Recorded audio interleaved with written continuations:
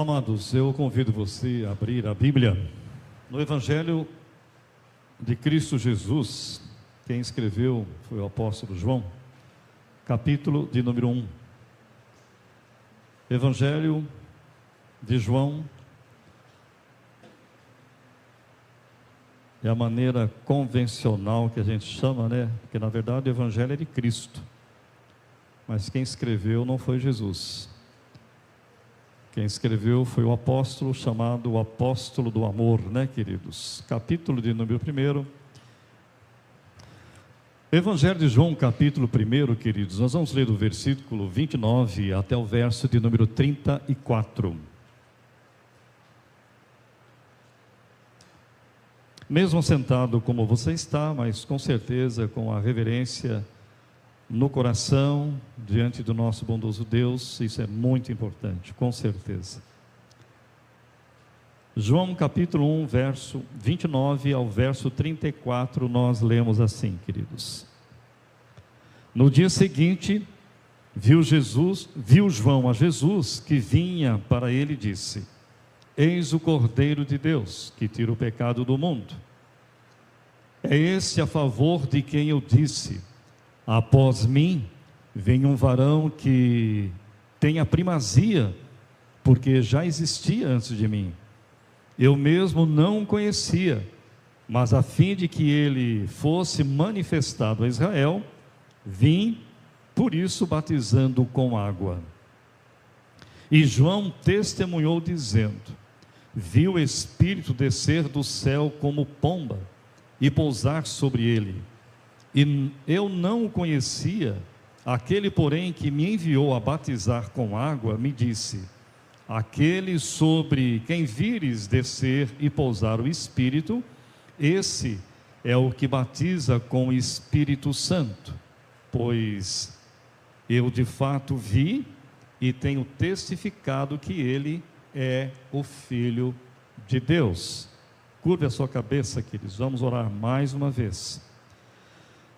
Deus bondoso, nós acabamos de orar, louvar o teu nome e dizer ao Senhor que o Senhor é soberano. Louvamos o teu nome porque de fato o Senhor é soberano sobre a nossa vida, sobre todas as coisas, sobre tudo. Louvamos o teu nome porque a tua soberania é tão especial que o Senhor envia a chuva. E lemos um texto aqui tão profundo como o texto de Isaías, capítulo 55, assim como a chuva cai para regar a terra e vai dar semente ao semeador e pão ao que come, assim a tua palavra, ela vai prosperar para o que o Senhor a designou. Deus, trabalha no nosso coração, para que nós possamos de fato conhecer a tua palavra, conhecer mais o Senhor, e que nós possamos aprender a te adorar, aprender a te servir com alegria, com zelo. Exorta o nosso coração, se essa for a tua vontade. Consola o nosso coração, aqueles que precisam ser consolados pela tua palavra. Traz ânimo àqueles que porventura já adquiriram o hábito apenas de assistir os cultos pelas mídias. Bondoso Deus, especialmente aqueles que são membros desta igreja, que o teu Espírito Santo possa trabalhar na vida deles, para que eles saiam da zona de conforto e venham se unir a nós, louvar o teu nome juntos, pessoalmente, presencialmente, para juntos crescermos na fé em Cristo Jesus, para juntos, ó Deus, ouvir de fato o que a tua palavra tem a nos ensinar.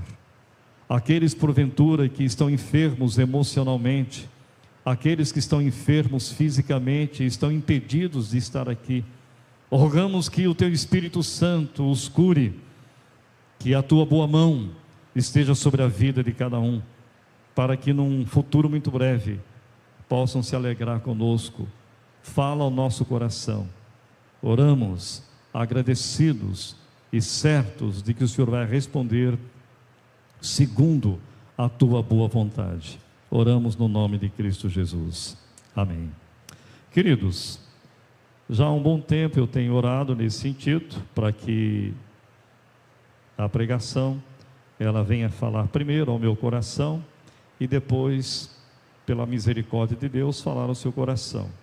Eu vou estar iniciando hoje uma série de sermões, que a série vai ser chamada da seguinte forma, bem simples: Encontros com Jesus.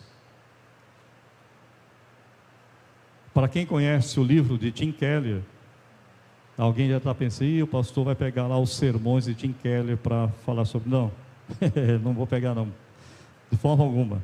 Eu tenho um livro, é um livro precioso, que fala dos encontros, alguns encontros, não dos encontros, mas alguns encontros de Jesus Cristo com algumas pessoas. Mas não é sobre esse livro não, tá? Então você fica tranquilo, quem conhece o livro, eu não estou plagiando, não vou plagiar, fica tranquilo quanto a isso.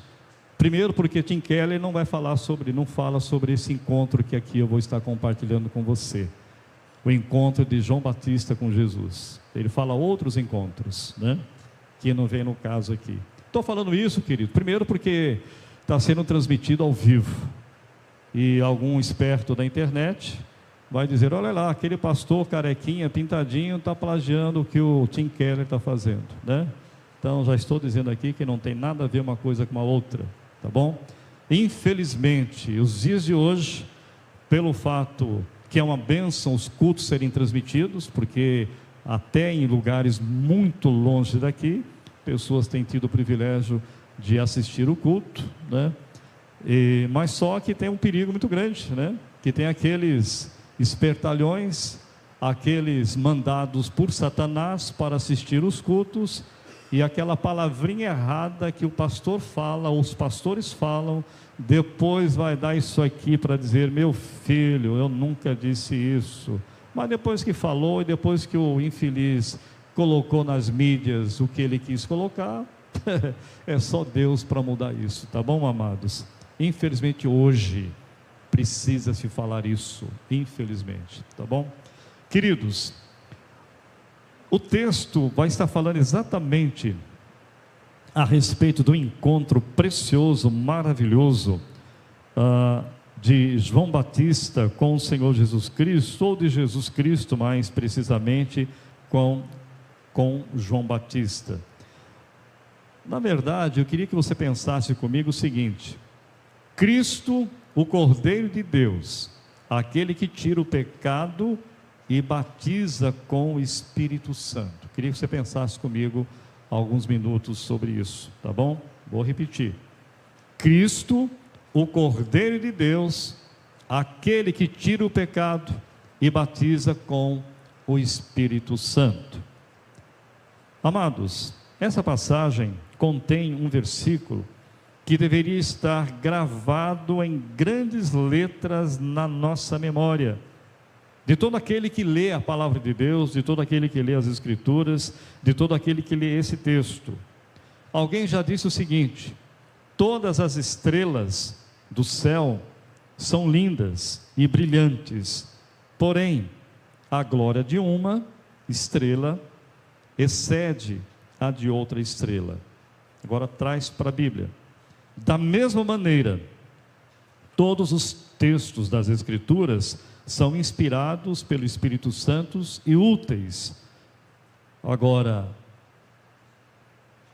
há alguns textos que nós lemos na Bíblia que brilham mais do que outros. Então você concorda com isso? Se você falar que não concorda, você está sendo equivocado. Porque você vai dizer assim: pastor, tem um texto na Bíblia que eu não consigo ler outro texto. Todas as vezes que eu vou para a Bíblia, eu vou naquele texto, porque ele fala muito a minha vida. Estou dizendo? É porque aquele texto para você, ele fala mais do que outros textos. Não está errado. Isso é natural e normal das Escrituras. E graças a Deus que há textos assim. Agora, esse texto que nós lemos aqui, queridos, ele se sobressai de muitos textos na Bíblia. Que texto é esse? É quando João Batista, ele diz aqui para os seus ouvintes, que quem relata isso aqui é o apóstolo João. No dia seguinte, viu João a Jesus que vinha para ele e disse: eis o Cordeiro de Deus que tira o pecado do mundo. Amados, primeira lição que eu quero destacar para nós aqui, baseado no Cristo, o Cordeiro de Deus, aquele que tira o pecado e batiza com o Espírito Santo. A primeira lição é, nessa passagem, o nome peculiar que João dá para Cristo é o Cordeiro de Deus. O João Batista, ele dá esse nome para Jesus. Até então, muitos não tinham prestado atenção até nos dias de João Batista. Da onde João Batista tira isso? Lá do Antigo Testamento, a respeito do cordeiro que muitas vezes era sacrificado, literalmente o cordeiro, o animal perfeito, era sacrificado, sempre apontando para a pessoa de Cristo Jesus. Ao contrário do que alguns supõem, por esse nome, não se compreende simplesmente que Cristo fosse manso e gentil, como um cordeiro. Sem dúvida, isso é verdadeiro, mas seria apenas uma pequena parcela da verdade. Há razões mais grandiosas para Cristo ser chamado assim, queridos, porque a ideia que nós temos de um cordeiro, de uma ovelha, qual que é? É que ela é mansa, que ela é humilde. Quando Jesus Cristo vem, a ideia que as pessoas têm o tempo todo é essa, e até hoje, as pessoas têm ideia de um Jesus Cristo, é só você ver as fotografias, os desenhos, na verdade, sobre Jesus, é aquele Jesus piedoso, com aquela mãozinha no coração, que parece que está chorando. Você olha para ele assim, puxa vida, Jesus, tem pena de você, tadinho de você, como você está feio nessa foto, né? Coisa esquisita essa cara que eles fazem de um Jesus ali piedoso, um Jesus que quase está pedindo, pelo amor de Deus, olha para mim. Se você não interpreta assim, é porque você não presta atenção nesses negócios, meu querido irmão. Porque quando eu olho essas coisas, eu fico analisando, falo, meu Deus do céu, o Jesus da Bíblia não tem nada a ver com essas imagens que é colocado aí, não tem nada a ver com isso. O ser humano vai ter uma surpresa muito grande, inclusive a própria igreja, de quando Jesus Cristo, Deus abrir os céus na sua segunda vinda. Meu amado irmão, leia o livro do Apocalipse e você vai ver a verdadeira realeza de Cristo Jesus quando Ele voltar. Não é isso? Então perca essa imagem de Jesus Cristo, aquela ovelhinha mansa, humilde. Ele é muito mais do que isso. Não esqueça que Ele é o próprio Deus encarnado, queridos. Amém. O aleluia está certo na hora certa, né? Por isso que a mãe veio. Compreendemos por esse nome que Cristo foi o grande sacrifício pelo pecado, queridos. Aquele que veio para fazer a expiação pela culpa do pecado, por intermédio de sua morte na cruz. Ele era o cordeiro verdadeiro que Deus haveria de promover ou de prover, mencionado por Abraão a Isaque no Monte Moriá. Lá no capítulo 22 de Gênesis, meu querido irmão, lá no versículo 8, quando aquele diálogo difícil que Abraão tem com Isaque, seu filho, seu único filho, o filho da promessa. Imagine você está caminhando com o seu filho, você está indo fazer aquilo que Deus pediu, é o que Abraão está fazendo. Eu creio que era uma pergunta que Abraão jamais queria ouvir de Isaque, porque tinha lenha, tinha o que ia para o fogo, e tinha o cutelo, a faca, num português bem claro. Mas a pergunta de Isaque não calaria, né, queridos? Pai, temos tudo isso aqui, aonde está o cordeiro? Abraão sabia que naquele momento ali o cordeiro seria Isaque.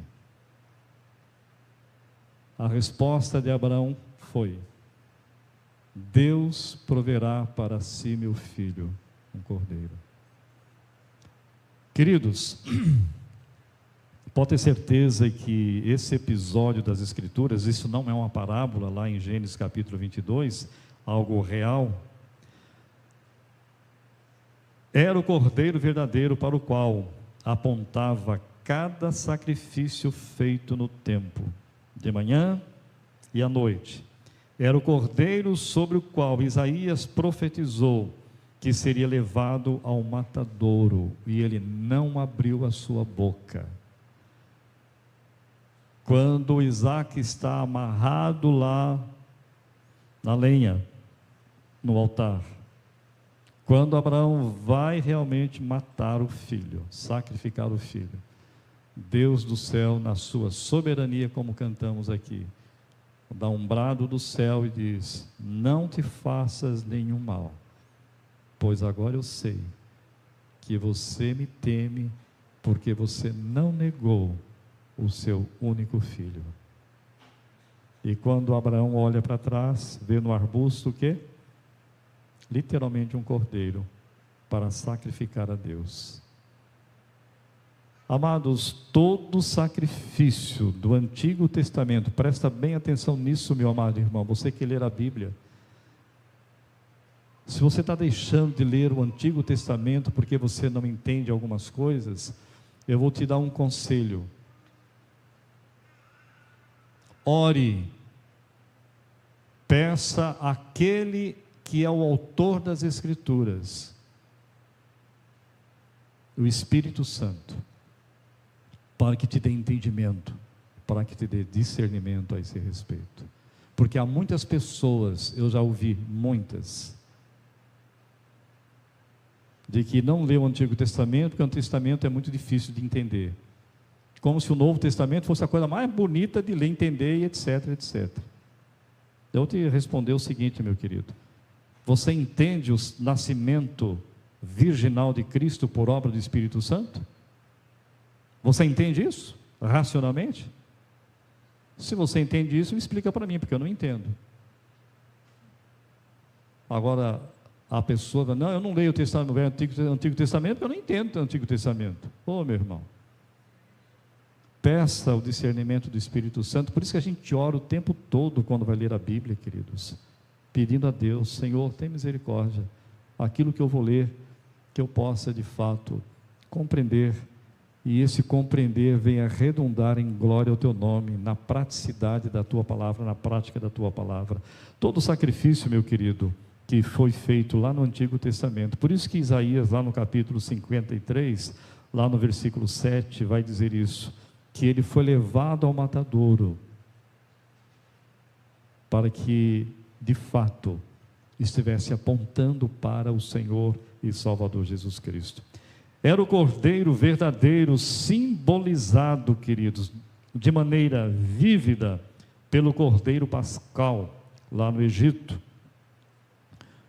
Enfim, queridos, Cristo era a grande propiciação pelo pecado, a qual Deus prometera enviar ao mundo desde a eternidade, antes da fundação do mundo. Ele era o Cordeiro de Deus. Estejamos, queridos, atentos para que, ao pensarmos em Cristo, sempre o façamos conforme João Batista o apresentou nesse texto: eis o Cordeiro de Deus, que tira o pecado do mundo. E continua, queridos, até a volta de Jesus, ele continua tirando o pecado do mundo, porque todo aquele que crê em Jesus Cristo, como diz as Escrituras, é salvo. O pecado é tirado, é removido pelo sangue na cruz do Calvário. Sem isso não há salvação, queridos. Sem isso não há remissão de pecados. Sem isso não há redenção. Não há outra forma. Esse mesmo apóstolo vai explicar isso de maneira um pouco mais clara lá na sua primeira carta, que aquele que não crê que Jesus Cristo veio em carne, este tal não é dele. Amados, sirvamos a Cristo fielmente como nosso mestre, obedeçamos a Ele lealmente como nosso Rei, atentemos aos seus ensinos como nosso profeta, Sigamos diligentemente seus passos, tomando-os como exemplo, queridos, e aguardemos intensamente o quê? A sua vinda. Você está esperando a volta de Jesus, querido? Você crê nisso mesmo? Ou você acha que isso vai demorar pelo menos aí mais 1000 anos?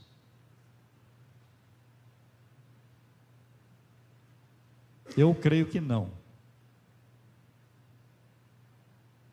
Que quando você vê o mundo, você lê a história que acontece nos nossos dias, e você olha para o que Jesus Cristo fala, para o que outros profetas falaram sobre a sua segunda vinda, muita coisa já aconteceu, coisas estão acontecendo nos nossos dias, outras vão acontecer muito próximo da volta de Cristo. Preste atenção nisso, meu irmão. O Cordeiro de Deus está para voltar. E a palavra de Deus nos ensina, como diz Amós: prepara-te, ó Israel, para encontrares com o teu Deus. A igreja de Cristo é o novo Israel de Cristo, nunca esqueça isso. Amados, uma segunda lição. A obra peculiar, singular, que Cristo realiza, segundo a descrição de João Batista, diz que Cristo tira o pecado do mundo. Interessante, Cristo foi odiado por muitas pessoas e é odiado até hoje, porque ninguém, você pode ver os maiores profetas, tanto do Antigo Testamento, foram profetas, não profetadas, viu? Os profetas do Antigo Testamento, os apóstolos escolhidos por Jesus no Novo Testamento. Agora traz para os nossos dias e para o contexto histórico. Nenhum homem, nem Buda, nem Confúcio, nem qualquer outro ser humano, pecador, jamais disse isso. Eis o Cordeiro de Deus que tira o pecado do mundo. E esse Cordeiro de Deus, lá no mesmo Evangelho de João, capítulo 14, verso 6, ninguém tem esse poder de dizer, pode até dizer, mas não tem o poder para agir desta forma. Eu sou o caminho, a verdade e a vida, e ninguém vem ao Pai senão por mim. Me diz na história do mundo, quem é que disse isso? Não está neles, por isso que eles não disseram. E se disseram, são mentirosos. Porque a Bíblia, como a única regra de fé e prática, fala outra coisa. Então, quando se fala de que este Jesus Cristo é o Cordeiro de Deus que tira o pecado do mundo, queridos, é só Jesus. Ele não veio ao mundo para ser um conquistador, queridos, um filósofo, ou um mero professor de moralidade. Ele veio para salvar pecadores, veio para fazer o que o homem jamais poderia fazer por si mesmo, queridos. O ser humano não tem como salvar-se a si. A filosofia, por melhor que ela seja, a psicologia, qualquer outra IAS da vida aí, os estudos, tem poder de salvar o homem. São autoajuda, queridos. O que o homem mais precisa não é de autoajuda, amados, é da ajuda do alto, que se chama Jesus Cristo, queridos irmãos. Para conceder o que o dinheiro e a cultura jamais poderiam obter, para realizar o que é essencial à felicidade do homem. Enfim, Jesus Cristo veio para tirar o pecado. Dinheiro, riqueza, tudo isso é bom, queridos. Mas há muitas pessoas que a vida deles é isso. Isso o quê? É trabalho, é riqueza, é lazer o tempo todo. E assim vai por tantas outras realidades. é o vazio tremendo que há no coração do ser humano, que ele tenta preencher essas coisas para ver se há alguma coisa melhor disso. E não vai conseguir, porque a Bíblia é muito clara sobre essa questão. Cristo é um Salvador completo, queridos. Ele é completo porque é só Ele que pode tirar o pecado. Não fez apenas uma vaga proclamação de perdão e misericórdia, queridos. Ele levou sobre si os nossos pecados e os afastou de nós. Diz a palavra de Deus que Ele joga nas profundezas do mar todo o nosso pecado. E alguém já disse o seguinte, que Jesus Cristo em Deus, Deus em Cristo Jesus, joga todo, e aí é bíblico isso, viu? Joga todos os pecados à profundeza do mar, uma maneira simbólica de dizer. E alguém já disse que Deus colocou uma plaquinha lá escrito, é proibido pescar. Mas só que eu e você, muitas vezes, a gente vai lá e pesca o pecado, né, queridos? Mas Deus já cancelou em Cristo Jesus, já carimbou com o Espírito Santo na nossa vida, de que todos os nossos pecados foram tirados em Cristo Jesus. A palavra de Deus diz para nós que Jesus Cristo, Ele intercede por nós. Já parou para pensar nisso? Que Ele continua intercedendo diante do Pai por você. Quando Satanás é o nosso acusador, pois a Bíblia fala isso, o nosso acusador o tempo todo, e com certeza, se ele ainda vai diante de Deus, nós não sabemos, é um mistério isso aí, mas se ele vai acusar você, acusar a mim, acusar os seus filhos redimidos em Cristo Jesus, qual é a palavra de Jesus para Deus Pai? Pai, este filho, o meu sangue foi derramado por ele, ele é justo.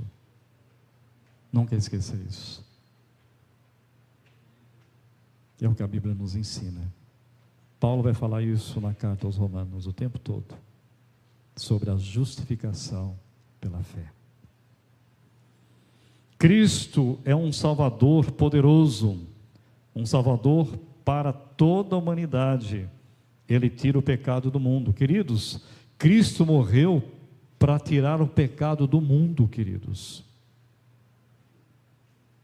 Mas aqueles que são literalmente perdoados são apenas aqueles a quem Ele elegeu para a salvação.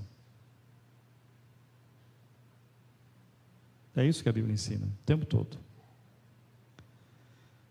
O pagamento que efetuou na cruz, amados, é mais do que suficiente para salvar os débitos de todos. O sangue que derramou foi precioso, o suficiente para lavar os pecados de todos. A expiação feita na cruz foi suficiente para toda a humanidade, embora seja eficaz apenas para os que creem, para aqueles a quem Ele elegeu antes da fundação do mundo. Não tem como fugir a essa verdade, queridos. Porque se todos um dia vão para o céu, como muita gente acredita e prega, muitas pessoas pregam nesse país, que não há inferno, esse negócio de que Cristo morreu na cruz e que existe eleição para uns e para outros não, que isso é papo furado, há muitas pessoas falando isso, queridos. Então a gente vai fazer aquilo que o apóstolo Paulo ensina na primeira carta aos Coríntios, capítulo número 15. Porque se Jesus Cristo não é Deus, se Ele não ressuscitou, nós somos as pessoas mais infelizes desse mundo. Porque nós pregamos que Ele está vivo e não está vivo, morreu, acabou, como qualquer outra pessoa. Só que Paulo vai falar, não, Ele ressuscitou, Ele foi as primícias da ressurreição. Amados, creia nisso. É esse Jesus, o Cordeiro de Deus, que tira o pecado do mundo, mas principalmente daqueles que creem naquilo que nas Escrituras nos ensinam. A cada dia, queridos, purifica, limpa e lava as almas de seu povo. A cada dia concede e renova sobre eles a sua misericórdia, queridos. Por isso que eu e você, a Bíblia nos ensina que nós devemos o quê? Buscar viver uma vida de santidade, queridos. Você vai ser santo, perfeito nesse mundo? Não. Mas é um processo que o Espírito Santo está trabalhando na minha vida e está trabalhando na tua vida, para que eu a cada dia, para que você a cada dia seja parecido com quem? Com Jesus, amados. Para que as pessoas que ainda são cegas espirituais possam ver na igreja de Cristo a luz de Cristo, refletir essa luz maravilhosa. Você que é marido, você que é esposa, você que é filho, você que é filha, pensa nisso, essa responsabilidade que todos nós temos de refletir a luz de Cristo. Cristo, amados, ainda trabalha ao dispensar sua graça e providência ao seu povo. Ele tira continuamente o pecado.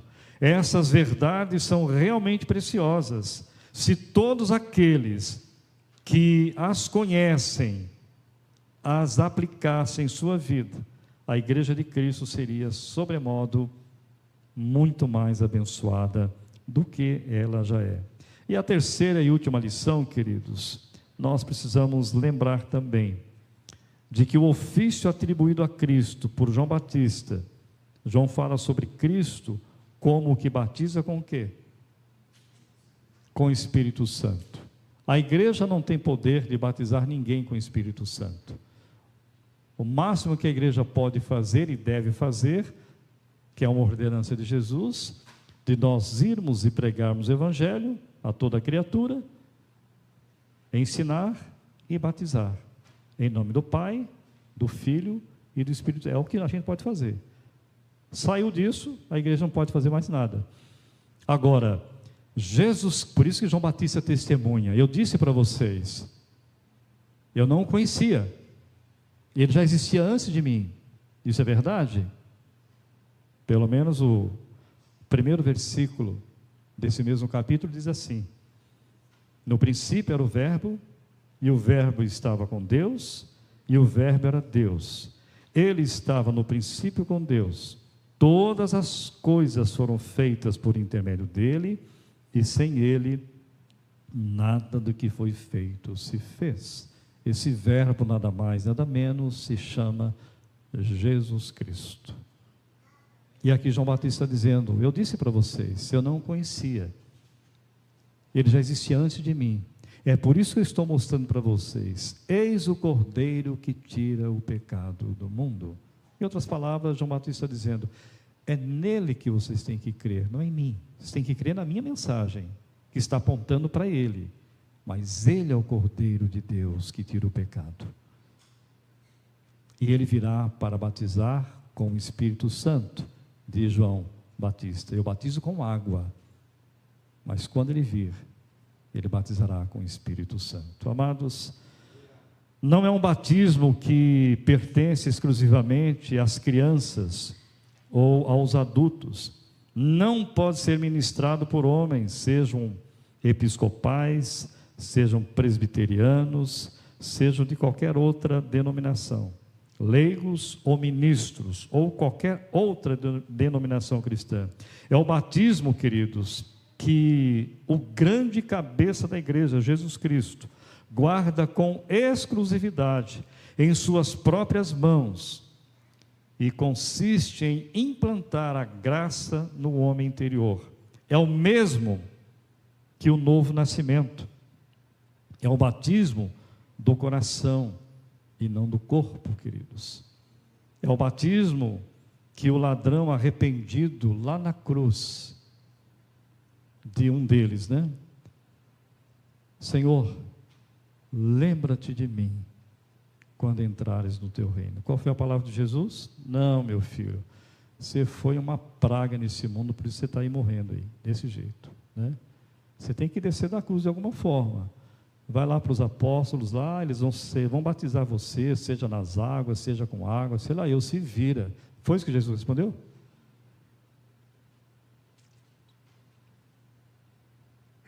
Hoje mesmo você vai estar comigo no paraíso. Meu amado irmão, vamos parar de brigar se o batismo é por imersão, se o batismo é por aspersão. Parar com isso. Que há muita gente que foi batizada por imersão e ainda não foi batizado com o Espírito Santo. Não se converteu. Não nasceu de novo. Há muitos que foram batizados por aspersão. É membro de uma igreja, mas ainda não nasceu de novo. Não teve encontro com Jesus como João Batista, como tantos outros. Tome cuidado com isso. Batismo é importante? É. Tanto é que o pai, ou os pais crentes, falando da igreja presbiteriana, que tem filhos pequenos, que não leva os filhos ao batismo, está pecando. Ô pastor, onde você ouviu isso? Quem disse isso? Jesus. Leia os evangelhos, queridos. A igreja presbiteriana tem uma parte dela na Constituição da IPB, que fala que os pais têm a obrigação, não só de trazer os filhos à igreja, como muitos de vocês, graças a Deus, têm feito isso. Tem trazido a escola dominical, mesmo que a Maitê está dormindo preciosamente no colo da mamãe Isis ali, né? A Thalita. A Celeste lá no colo do papai ali, né? Do Geraldo, do diácono. Estão entendendo alguma coisa? Claro que não. Mas isso é de Deus, amados. Vão crescendo, conhecendo os louvores, esse balbúrdio que muitas vezes eles não entendem, às vezes até chora, né? Porque eles estão acostumados com isso, mas na medida que o tempo vai passando, quanto mais você traz, mais eles vão se acostumando. É isso que a Bíblia ensina, queridos. Batismo não leva a sua criança, seu filho para o céu, meu querido. Quem leva é Jesus Cristo. Por isso que nós temos que trazê-los a Cristo o tempo todo. Eu disse aqui outro dia que nós não devemos apenas falar de Cristo aos nossos filhos, mas nós temos que apresentar Jesus para os nossos filhos. É diferente. Nunca esqueça isso. Para que quando eles estiverem um pouquinho mais entendendo das Escrituras, eles possam crer neste Jesus maravilhoso e sejam salvos, queridos. É a nossa responsabilidade. Para encerrar, queridos, devemos estabelecer como uma verdade fundamental de nossa fé, que João Batista refere-se ao batismo que é absolutamente essencial para a salvação. Que batismo é esse?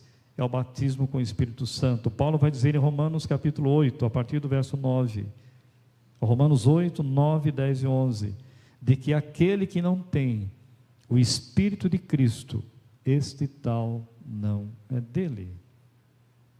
Está ali o texto, né? Então, queridos, que você possa compreender isso. Batismo com o Espírito Santo. Se você não fala em línguas, não significa que você não foi batizado com o Espírito Santo, que tem muita gente, muita denominação, descendo a lenha nos presbiterianos, que a gente é frio, que a gente é isso, que a gente é aquilo, não sei o quê, e um monte de coisa, né? Aquele julgamento, né? de valores, que nós não podemos fazer isso, né? Porque a Bíblia não fala isso. Tem lugar nenhum na Bíblia que fala que para você ser salvo, ter o Espírito Santo, você tem que falar em língua. Me mostra um texto na Bíblia que fala sobre isso, no Novo Testamento. Ah, mas Paulo fala... Não, Paulo não fala isso, meu irmão. Paulo nunca disse isso. Nunca disse isso. O que nós precisamos, amados, é nos render aos pés da cruz de Cristo e rogar ao Espírito Santo para que eu aprenda a viver segundo o que Jesus Cristo nos ensina. Ponto. O que passar disso não é de Deus. Amados, a conclusão é a seguinte: a percepção é de que a primeira tarefa do Messias não é juízo e poderio dominador, mas tirar o pecado do mundo. Segunda conclusão, o Messias esperado, ao chegar, não é leão, mas cordeiro, não rei, mas servo. Do mesmo modo, o Rei dos Reis e Senhor de todos os senhores aparece no Apocalipse de João como cordeiro trucidado, Apocalipse 5, verso 6, precisamente quando está prestes a receber o livro dos 7 selos da mão de Deus, tornando-se assim o executor do plano universal de Deus. Amados, hoje Jesus Cristo é o leão da tribo de Judá, e quando ele voltar, ele não volta como cordeiro, ele virá como juiz. Nunca esqueça isso. Terceira conclusão, ele é contraposto à besta de Apocalipse 13, na qual se concentra todo o poderio humano em sua força máxima na forma de cordeiro. Meu amado irmão, o livro do Apocalipse foi escrito para trazer ânimo à igreja, para trazer motivação, para dizer para a igreja: eu estive morto, mas estou vivo e vou voltar para buscar a minha igreja e para julgar todos os ímpios. A aplicação é a seguinte, meu querido irmão: ao terminar essa passagem, perguntemos a nós mesmos se somos batizados com o Espírito Santo e se temos interesse genuíno no Cordeiro de Deus. Amados, infelizmente, milhares de pessoas gastam tempo com controvérsias sobre o batismo nas águas ou com águas e negligenciam o batismo do coração. Outros, milhares, ou se contentam com um conhecimento intelectual acerca do Cordeiro de Deus, ou nunca o buscaram pela fé, para que seus pecados fossem realmente tirados. Amados queridos irmãos, estejamos sempre atentos para que tenhamos fé e um coração novo, com vistas à salvação de nossas almas. Que Deus abençoe você, que Deus fortaleça a nossa vida, para que a gente se renda cada vez mais a este Jesus maravilhoso, que um dia tirou o meu pecado e tirou o seu pecado. Se Ele não fez isso com você ainda hoje, peça a Deus, peça misericórdia, para que Ele entre no seu coração e que você seja transformado com um coração novo. Amém? Vamos orar. Deus bondoso, nós louvamos o Teu nome pela Tua palavra tão preciosa. Palavra essa que consola o nosso coração. Palavra essa que exorta o nosso coração a lembrarmos o tempo todo que Jesus Cristo é o Cordeiro de Deus que tira o pecado do mundo. Dá-nos sabedoria, dá-nos capacidade, dá-nos oportunidades de falarmos isso às pessoas que convivem conosco, seja no trabalho, seja os nossos vizinhos, seja na nossa própria casa, em qualquer lugar, ó Deus. Dá-nos oportunidade de apresentarmos este Jesus maravilhoso. É no nome dele que nós oramos. Amém.